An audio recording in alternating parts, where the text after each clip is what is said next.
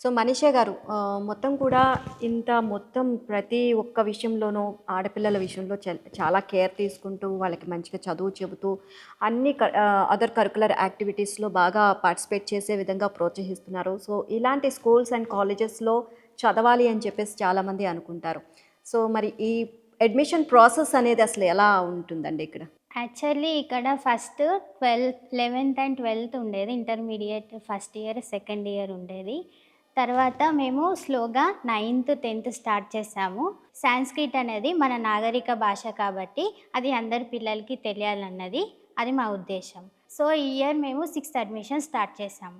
6th admission process ఎలా ఉంటుందంటే online application ఉంటుంది. అంటే మావి 28 గురుకులం క్యాంపసెస్ ఉన్నాయి.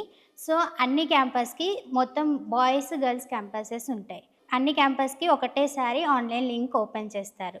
గూగుల్‌లో సత్యసాయి లోకసేవ గురుకులం అడ్మిషన్స్ 26, 27 అని కొడితే లింక్ వస్తుంది. ఆ లింక్ ఓపెన్ చేస్తే కొన్ని ఇన్‌స్ట్రక్షన్స్ ఉంటాయి. ఎలా అప్లికేషన్ పెట్టుకోవాలి, ఏ ప్రాసెస్ అని ఉంటుంది.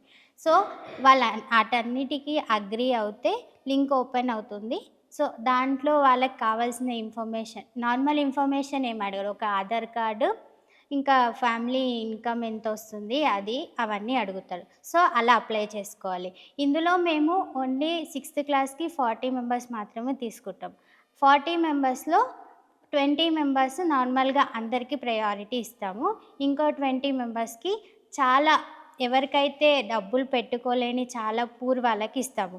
ఆ 20 మెంబర్స్‌ని మేమే సెలెక్ట్ చేసుకుంటాం. ఎలా అంటే ఇప్పుడు మేము విలేజెస్‌కెళ్తాము. విలేజెస్‌కెళ్ళి అక్కడ వాళ్ళకి ఏమి తినడానికి తిండి ఉండదు. గుడిసెల్లో ఉంటారు. ఫస్ట్ వాళ్ళకి అడగం మేము. జస్ట్ అబ్జర్వ్ చేస్తాము.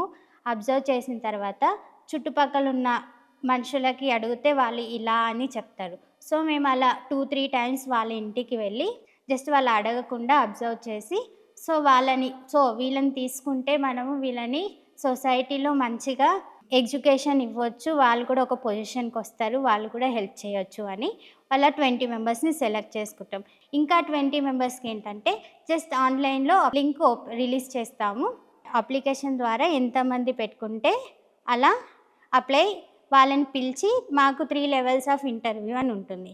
ఫస్ట్ జనరల్‌గా అందరిని పిలుస్తాము. పిలిచి క్యాంపస్ గురించి మా బోర్డ్ ఎందుకంటే బయట వేరే బోర్డ్ ఫాలో చేస్తారు. ఇక్కడ మేము ఫ్లెక్సిబిలిటీ కోసం పిల్లలకి ఎన్ఐఓఎస్ బోర్డ్ ఫాలో చేస్తాము.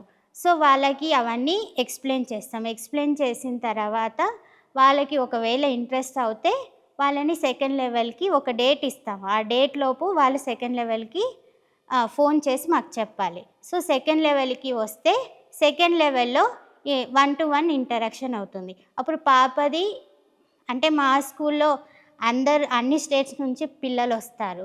సో, ఒకటే లాంగ్వేజ్ మేమైతే టీచ్ చేయలేము.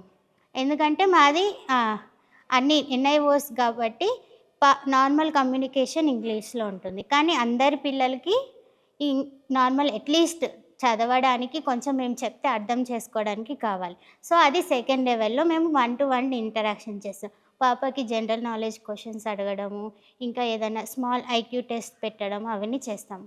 తర్వాత పేరెంట్స్‌తో ఇంటరాక్షన్ చేస్తాం.